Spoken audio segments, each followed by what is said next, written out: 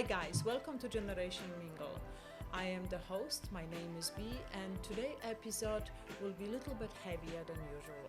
As you know, if you have listened to our podcast prior and take a peek on the YouTube, we're trying to be a little bit entertaining, having fun with it, with the differences between our generation.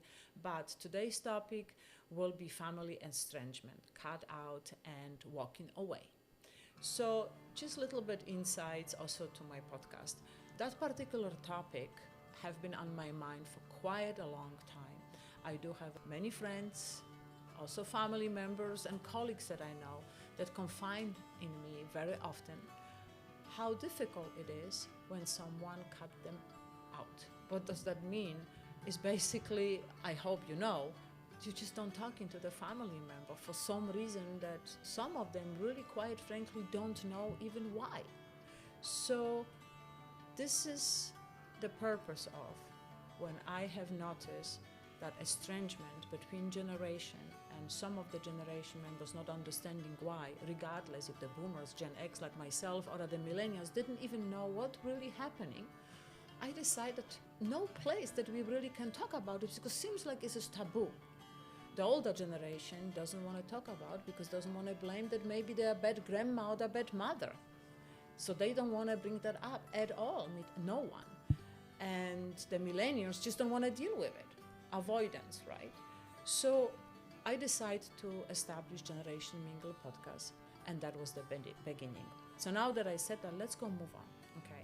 As I have researched why the family members are estranged in today's days, I find out that actually read somewhere that studies have shown that 1 in 4 adults in United States have cut out a parent or a sibling out of their life. And what is even more depressing to me is that in 2024, YouGov poll have shown 38% of United States citizens have cut out family members, grandpas, fathers, mothers, cousins, siblings. This is astounding. It's a heartbreaking. So I start to wonder, right? When we cut somebody out, if this is just temporary, they have the time to have the peace, to have the break, or I is completely burning the bridges between our generations and family members. So then I was thinking about myself. Since I have the sprinkles of boomers, I still truly remember that historically, family members, they could argue on Friday, and on Monday they have a conversations like nothing happened, because the issue or the problems or the doubts or the miscommunication has been put in under the carpet, and nobody really even think about this for a minute. Next week is what it is. Silence is love. Forgive, forget, moving on. No issues, no problems. So now, when we think, and I try to connect with that younger generation, like millennials and Gen Z, and I have asked questions, some of them. So what's going on with you guys? How different you are? And the mindset is totally different, okay? So respect is actually earned, not respect is love because of family. Boundaries are equal love. And then millennials and Gen Z leaning towards, the healing is in process. So they need the time to process that. So as I see the clash in values between the generations, I was wondering, again, why actually more and more young people cutting the family members out? So I wonder, right, how the boomers and Gen X or even millennials or a Gen Z feel at the table when somebody is missing, and how they feel deep in the heart, if that is okay for them to go through something like that. So gratefully, I received a couple of letters from my listeners, and one of the letter I named the empty chair. So listen to that. Dear Generation Mingle, I cut off my mom 5 years ago. Every Thanksgiving, there is an empty chair at the table. And my aunt always says, it would be nice if your mother were here. What nobody knows is that it is not about the turkey. It is about the years of criticism, the constant comparison to my cousins, There never been enough. Cutting her off give me peace, but sometimes I still look at the empty chair and I wonder if peace is the same thing as healing. Woof. You know, what a vision, right? That empty chair. I don't need to probably explain much. What a visual, you know, really hits to the heart. So, like I said, you know, for some, peace, you know, means distance. But like that person, right, who brought to me, pointing out that peace is always the same as healing, probably not exactly, right? But I think that could be, you know, the quiet silence before the storm. So younger generations say they're cutting out the toxicity out of their life, right? Manipulation, just like the letter have said, you know, constant criticism, you know, comparisons or a gaslighting to already existing situation. So let's go be real, okay? I don't think so that really the moment when someone cuts someone out of their life, family member, father, grandma, mother, whatever, right, is not just instant that happened that moment. Just like the letter said, I think it's just progression, that eventually someone just having enough, and without talking about this too long like boomers did, or myself, Gen X, that we were navigating through it and just get over ourselves and move on. I think that younger generation doesn't want to do that anymore, right? And that brings me to the second letter, okay? That letter I give the title Facebook versus Family. Quite interesting, okay? It's just happening for several years, so let's go into it. So here is my story. My dad and I stopped talking because every time I saw him, he brought up politics. Every single time. We would fight over dinner, over text, even the comment section of Facebook posts. Finally, I block him. Now he tells relatives that I disappeared into internet. But really, I just couldn't argue anymore. Do I miss him? Yeah. Do I miss his memories? Absolutely not. I mean, blocking your father because of memories is heartbreaking, but at the same time hilarious, right? And here is that letter that highlights something for me, and it's gonna be familiar for you as well, okay? It is real. So social media recently not only fueled the drama, but literally pull gallons of gasoline for existing fire, right? Let me know. Send me email. Put a chat in our box. What do you think about this? I believe that you have some interesting stories. So the next questions for me is, as the younger generation sometimes cutting quick off the rest member of the family, is this a self-protection or is just avoidance? What is it, right? Because like I said, boomers and myself, the Gen X, we constantly navigate into this drama, right? And do we really okay? I really don't know. Sometimes I'm thinking that has been very tough, but maybe that younger generation just don't want to deal with that anymore. Maybe this is better. I don't know. Let me know. Let's go chat about this. That's why we have a Generation Mingle, to bring that to the table and discuss all these little taboos that we never talk about, okay? So sometimes estrangement is healthiest opinion, right? For some, that we have the quiet time. Swept away, it's done. But isn't that the same, like put it underneath the rug? That's how it feels to me. So other times, just like I said, I believe that majority of the younger generation just don't want to deal with us Gen X and boomers drama. They don't want to talk about this. Their life is so fast for them. Everything is different in their generation, and especially Gen Z. They don't have time for picking and explaining. They just move on to the next step that they have to go through. The life, I believe, has been developed at a much faster pace for them. So this is why I come into the third letter. I named the letter Boundaries versus Walls. So listen to this. Hi B, I am Gen X and I feel cut in the middle. My daughter, a millennial, doesn't speak to her grandfather anymore because of things he said when she was a kid.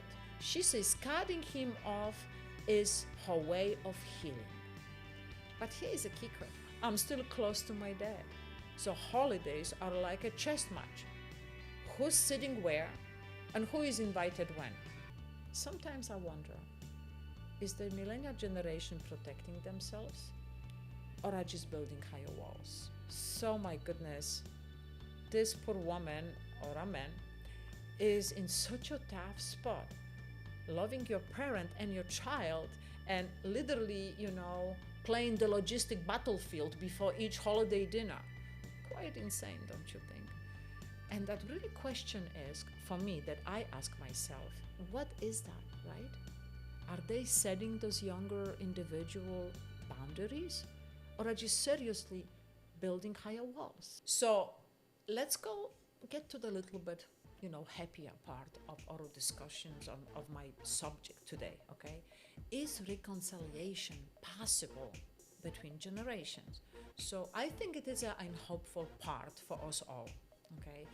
Estrangement doesn't always have to be forever, right? I think the key is accountability, okay? It's not just sweeping, like I said earlier, under the rug. It's not just pretending that didn't happen. And that maybe work for the boomers and us, Gen X, but I think with the speed of life today and a little bit different approach to life that is not as deep as those generation boomers and Gen X has been, is necessary that we approach that a little bit differently. So I think that rebuilding trust, as every one of us knows, takes time, right? And patience. And definitely admitting that through the past you harmed someone, you didn't do the right thing, okay? And it will take possibly, for sure, slow. It's gonna be very uncomfortable for longer time or the shorter time, right?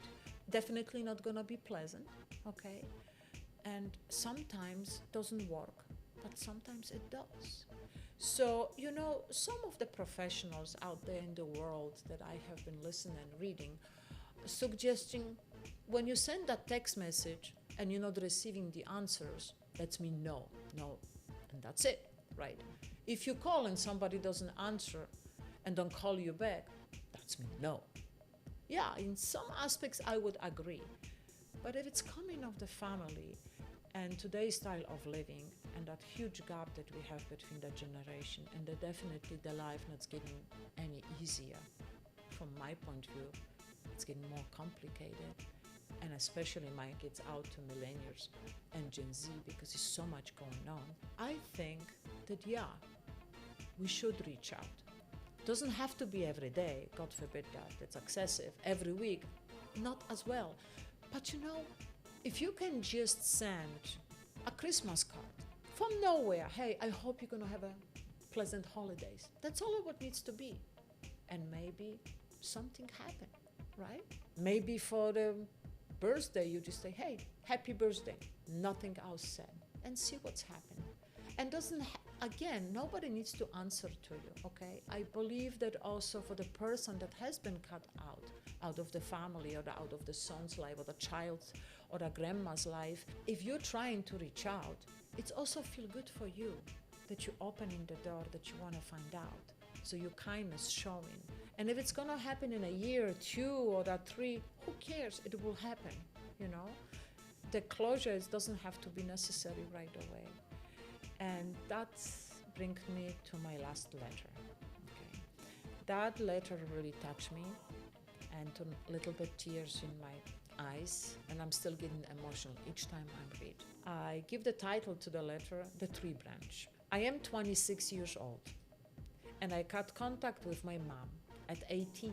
She was strict, sometimes cruel, and I thought leaving was the only way to breathe. It's quite deep for, 18-year-old, right? Last month, out of nowhere, she texted me. I know I hurt you. I don't expect you to forgive me right now, but I would love a chance to get to know you again. I cried for hours. I don't know if we will ever fully reconcile, but for the first time, I feel like there is a crack in the wall. maybe that's enough to let some light through. Wow, sorry guys, I'm getting emotional each time because it's a very young individual, right? And so deep and so open to us, to Generation Mingle, to approach us with that. So, guys, as she stated, the little crack in the wall, right? Again, the forgiveness doesn't happen overnight. And pretending that never happened would not heal anything, and you not reach anyone in your family or your loved one or even your best friend, okay? So just letting the tiny light in will make you feel good and make feel the other person feel good. And sometimes that is just enough. So let's go wrapped up, okay? Family estrangement is complicated. It's a complicated subject, okay? There's no stories alike, just like those letters today. There's no family alike. There are no humans alike. We're all different. On top of it, just put in the difference in ages and generations and the speed of light of technology, how you can function, right? To soften it up the edge, to not feel intimidated or manipulated or being, disrespect or someone, ignoring you and so on and so on. So, the distance, like we established with those letters, for some of us is the survival. And from the others could be a wound that never healed, right? So if you guys have opportunity to just say that short word, I'm sorry, maybe it's enough, just for the other party in the family to just say, hey, that was nice to hear that, but do not expect reconciliation, okay? Don't ever expect anything at all, okay? Just try to make peace at least with yourself. That's my advice. Because, some of those millennials or the Gen Z or anybody in the family, maybe they don't want to revisit that situation. Well, maybe they don't want to rip that band-aid from the wound and start all over, right? So this is why that simplest I'm sorry or just reaching out could maybe work. So wherever you are, the one that walk away or the one that has been left alone by the table, okay, maybe today is a reminder with my podcast and my little sprinkle of trying to connect our generation together, that life is too short not to try when it's safe, okay? And like I said, sometimes will work, sometimes not. But, sometimes the smallest tree of a branch could change everything, just like in the last letter from our 26-year-old. So guys, this has been Generation Mingle.